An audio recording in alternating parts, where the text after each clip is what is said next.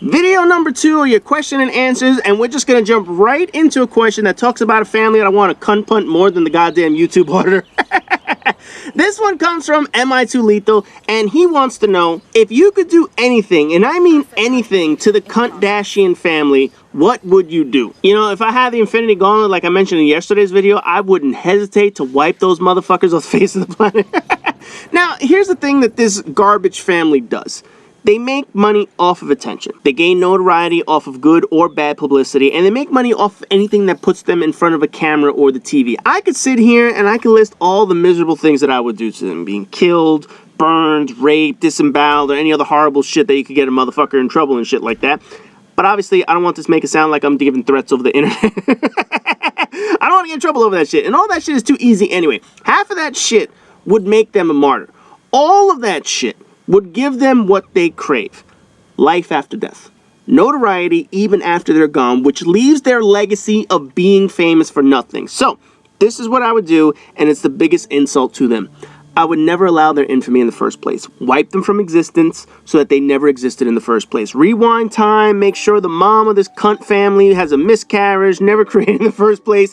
Maybe have the grandmother have a miscarriage or some shit like that. Deny them any existence, which would be the greatest way to insult the fuck out of a family that just wants to exist for fame. It's the ultimate fuck you to a family that made billions off of a sex tape. The reality is the only reason people know these motherfuckers is because Kim Kardashian sucked Ray J's dick and made herself famous. If you take away that notoriety, you take away their most glorious thing that makes them famous, that would be the perfect insult to them. Next question from I Am the Awesome Guy. If you could learn to do anything instantly and would retain the knowledge of how to do it your whole life, what would it be? Normally I would have said I want to learn every single language possible in the world, but to me that would be fucking useless. I mean, I could talk to anyone in the world knowing every single language, but what would be the fucking purpose of doing that? Do I really give a fuck about speaking to someone in Urdu or Swahili? No, I don't. I want something that benefits me. And for that, I would want to learn everything there is to know about house repair. I'm being 100% honest right now. I am not handy. I can't fix shit, although I can always diagnose what the problem is. I just can't fix the fucking thing. I had an HVAC issue last summer and couldn't fucking fix it right in the middle of a goddamn heat wave. Needed servicemen to come in, even though the fucking thing was covered by a warranty, that was fine. I needed sprinklers installed, and I spent an extra day on a plumber to get bigger fucking pipes down in my basement because they needed it for the sprinkler system that I wanted. I wish I could have done that on my own to save a little bit of money. At some point, things are going to start going wrong around the house. Obviously, I have a brand new house, new construction, a lot of things are under warranty, but at some point, things are going to go out.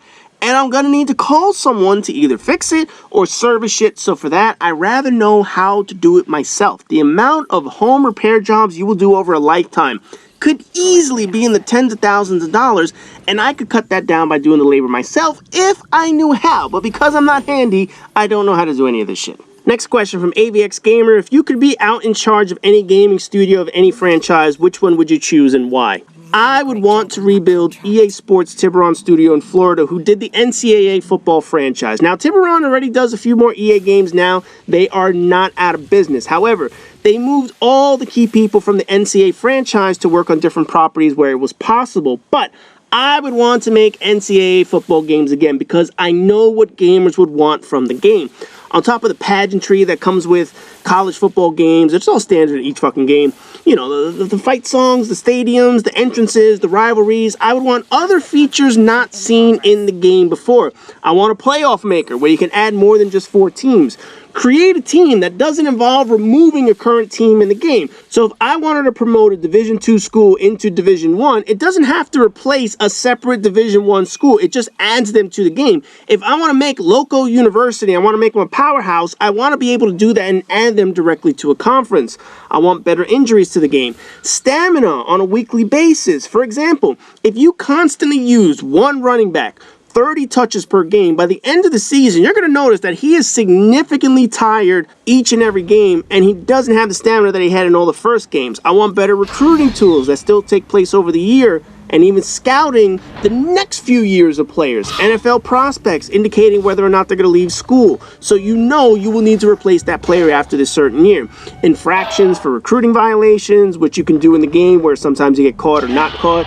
school discipline for misbehavior, bad grades, realistic transfers of people not getting playing time that they want, a draft combine minigame for people that want to micromanage the offseason, and an in-game editor. Right now, there is a database editor outside of the game that allows people to change their ongoing dynasty however they want, and I would want that in the game. I don't want it outside the game. I want it in the game. That's just the start of how I revive the franchise, but I feel like I can knock that shit out of the park if they put me in charge of the NCAA franchise again. Next question from Sugar. He actually sent in another question. He decided he was going to correct it and kind of clarify what he was saying. But essentially he asked, if you could impersonate a world leader for one day, who would it be and what would you do? Now, I wouldn't just want to impersonate them. I would want to be them for one day, 24 hours, and I would do some shit. And the person that I would pick, Angela Merkel without question, or Angela Merkel. I don't know how she likes to pronounce her name, whatever the fuck. But anyway, I'd definitely choose her. And the first thing that I would do is gather up all the remaining allies that are out there for a summit to bombard Trump with his stupid fucking tariffs and trade wars. This shit is so goddamn childish and petty, and it pretty much summarizes Trump in a nutshell. Now, I'm not going to get into world economics, global ecosystems, and trade analysis for two reasons. Number one, it's boring. Some might find that shit fascinating, how the world operates, we're all country economies and shit like that, but most are going to find that shit boring. But the second and most important reason, I'm not an expert on this. I will never be an expert, and even the experts will tell you global trade and economic stability with trade is impossible to understand by just one person. So even the experts will tell you they are no experts, but apparently Trump thinks he's an expert with his 5th grade level reading skills. So let's go over the basics real quick so you understand what I'm talking about. Countries trade with one another, and because of currency rates and the value of goods, there are times when one country gets the appearance of a better deal than another. There are times where you run a trade surplus with a country, where you pull in more money than they do, or deficits where the other country makes a little bit more money. This is normal. Total and completely normal for this to happen. What isn't normal is for a country to have 0 surpluses or 0 deficits. And there are only 4 countries in the world that have that. And of those 4, 3 of them are dirt poor third world piss pot countries. The rest of the world, they all have surpluses and deficits.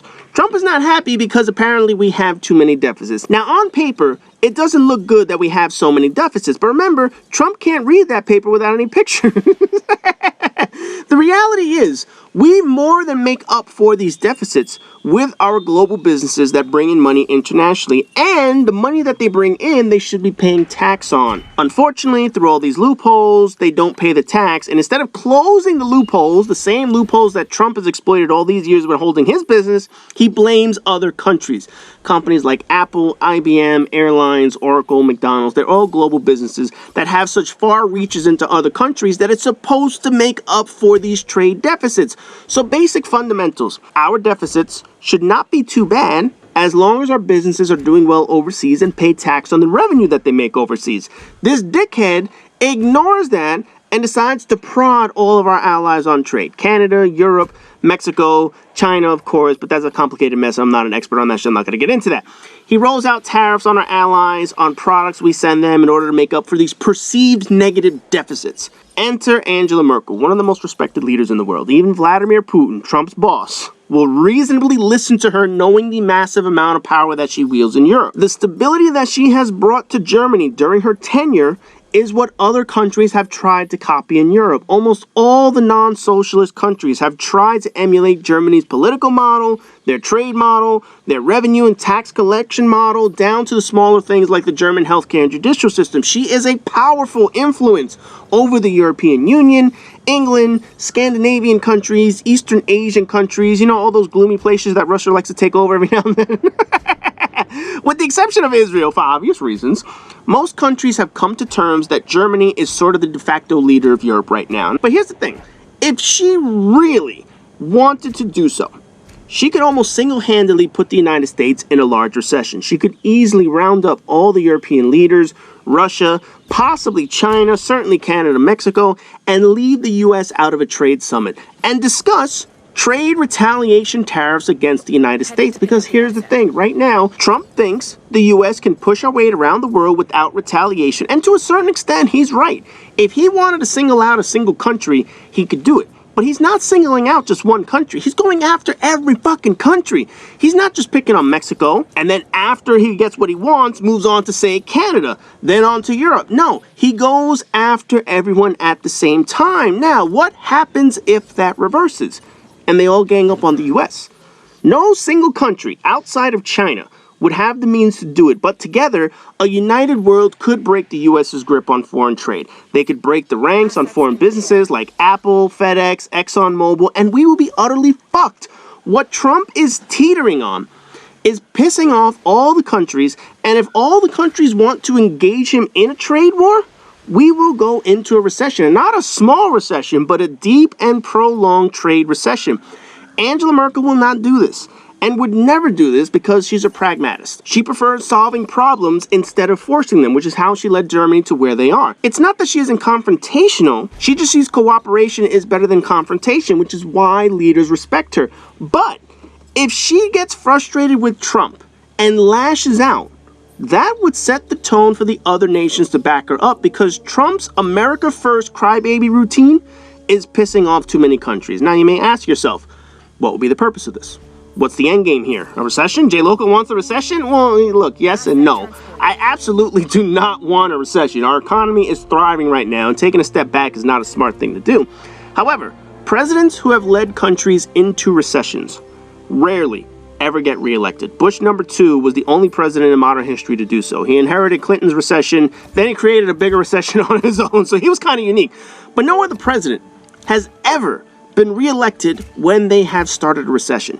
Trump's biggest boast, aside from the fact that he won an election, is that the economy is doing well right now. Part of this economy was inherited by Obama. The other part is the deregulating that's making investors happy. In other words, the rich are getting richer under Trump. Take away the economy, the one thing he likes to brag about, and then what on earth is he going to boast about during the re-election? Nothing. There's absolutely nothing. What is he going to say? That he's the smartest person on earth? No, clearly he isn't.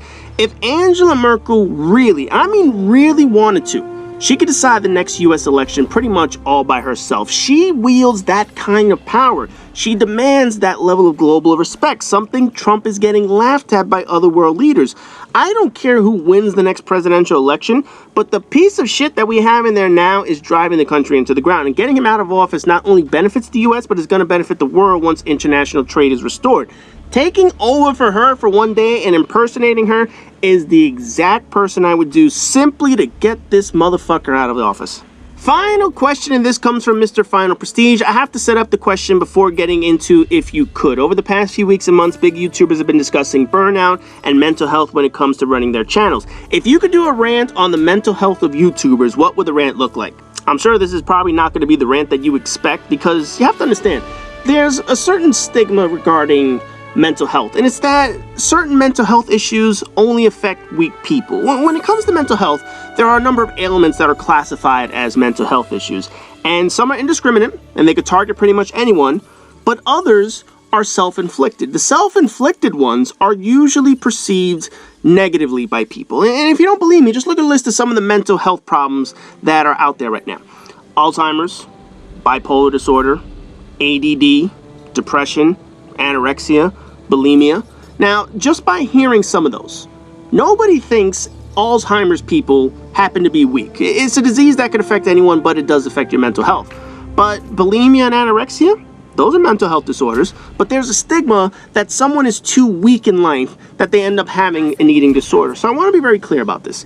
Stigmatizing someone with mental health problems is no different than making fun of someone with a handicap or disease. Mental health is a growing problem, and downplaying it or ridiculing people with self-inflicted mental or emotional trouble doesn't help or solve a problem. And there should be more services, more outreach programs for people who do need help and do need support to gain stability in their life. That being said, I know exactly what you're talking about because I've seen some of these articles recently. A number of the larger channels have been talking about burnout on YouTube and how it's leading to things like depression, anxiety, resentment, among some of the other things that they're going through. And as I said before, the stigma of these things being self-inflicted is a negative stigma. The reality is these YouTubers are doing it to themselves. And there's two main causes for this. While they like to blame YouTube's algorithm, that's only a small part of the equation right now. The bigger two problems are two specific problems: lack of work discipline and self-prostitution. And here's what I mean by that.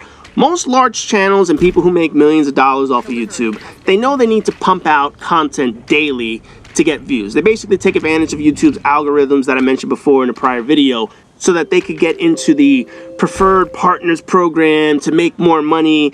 This means constantly making videos all the time to constantly make more money. For some of these people, they've never held a traditional job before, you know, with a boss and a schedule, deadlines to meet, shit like that. Some of them have never held a 9-to-5 job, 40 hours of work week, or even seen the inside of a fucking corporate office. They lack that structure. And essentially, they have the work ethic of a freelancer. And this manifests into this ridiculous routine of constantly making videos. It creates this mantra that they need to post 4 or 5 or 6 or 10 videos a day for views and money, because that's how they keep their income going. Similar to what I mentioned before, this is self-inflicted stress. This is caused by their lack of a traditional work discipline. Because even as a freelancer, like say a freelance producer, a freelance chef, a freelance photographer, you have a boss, you have clients you work for, you have an end game or a finite conclusion to your work project, but YouTubers don't. They see Google's AdSense algorithm, and then they want to find a way to exploit it or manipulate it for more views. They see an opportunity for money, so naturally, they try to get as much as possible. But without work discipline, without structure of being a business on their own, it leads to the amount of posting that they do. And yes, this leads to burnout because they lack the tools to prevent that. Posting 5, 6, 7, 8, 9 videos a day means you have to have enough content for 5, 6, 7, 8, 9 videos per day. The second part of the equation is the prostitution part, and this is probably the easiest to explain by examples. YouTubers are a business. Would anyone argue with that point? No, right? Nobody's going to argue that they are a business to themselves. However, how do you classify their business? Is it a product? Is it a service? They want an entertainment classification, but we're going to get into that in a second. Unlike other businesses of any other small business, it falls into a category. Products are entities who create or manufacture goods for purchase. Think of like a furniture maker or an apiary that sells honey, an ice cream shop. Services perform acts for you, but they don't sell anything directly to you. Sort of like landscaper clips your lawn, manicurists, barber shops. Food establishments are actually both types, a product and a service. So you could buy food and then the restaurant will actually serve it to you. Gaming and blogging YouTubers are none of these. They usually do not sell anything that they make to you, other than they do giveaways where you could buy something off of their fucking channel that gives people views to their shit. Look, don't get serious about that shit. They don't perform a service because it's not like you're paying for their time directly. They make a video that may or may not be viewed. That is not a service. And I want to be very clear and distinct here that this is strictly talking about gaming and blogging channels versus something that's like cooking tips or maintenance how-to guides to show you how to fix your house or something like that. How-to guides are a service. Reviews are a product of a service. That's different. Most YouTubers want to be classified as entertainment. Okay, here's the problem. Singers, writers, comedians, actors, they're all in the entertainment industry, right? A singer will most likely practice for hours and possibly receive classical training. Acting requires training, and it's not something that you can do without practice. You can't just go on a movie and be like, yeah, I'm gonna win a fucking Oscar. Doesn't work that way. Comedians and writers are probably the closest thing to a YouTube vlogger. However, what separates them is in order to make a living, you have to sell something. You don't see writers on YouTube making money, and you usually don't see comedy shows telling jokes on YouTube. Obviously, skits are different, and those are actors in a production company. But comedians and writers need to sell their work. A writer can write a book, screenplay, TV show pilot, whatever the hell, but it needs to be sold to a company in order to make money for their writing. Comedians can attempt to be on YouTube, but the cash flux is far too imperfect. So what do they need to do? They need to go to shows, visit comic theaters, Netflix specials, clubs, whatever the hell they have to possibly do. They make their money telling jokes directly to a paying audience who's going to give them tickets or to a service who's going to pay them up front. The point about gaming and vlogging channels is they sell one thing: themselves. They sell entertainment, but what are they using as the basis of entertainment? Themselves. Just look at the largest non-Vivo music channels and you see the point of that.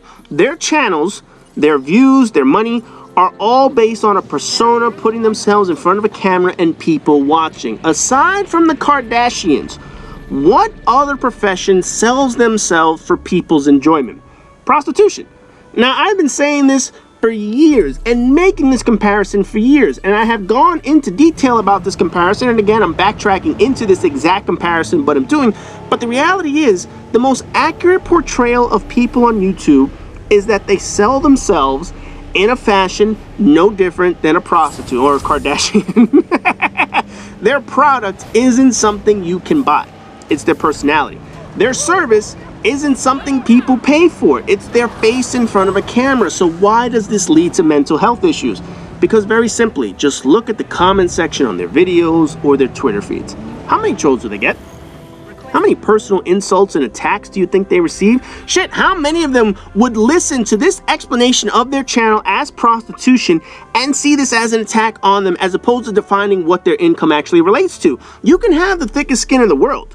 You can have a fuck off attitude all you want, display a persona that you just don't give a shit, but the reality is you're a human being. Yes, we do give a fuck at some point, because if they didn't give a fuck, then these videos on burnouts and mental anguish wouldn't exist in the first place. The combination of these two factors, their lack of a work discipline from not having a traditional job and selling themselves as a product and service similar to a prostitute, creates mental exhaustion. It festers a challenging environment to function in because it's difficult to put yourself into this position. Now, going back to my opening statements about mental health, some people see this as weakness since this is self-inflicted. Some people view this as weakness in that you created a channel to sell yourself and you struggle to cope with the aftermath of what happens when people do not like you as a person. Yet you still turn around and create non-stop videos just for money because you don't have something else to fall back on.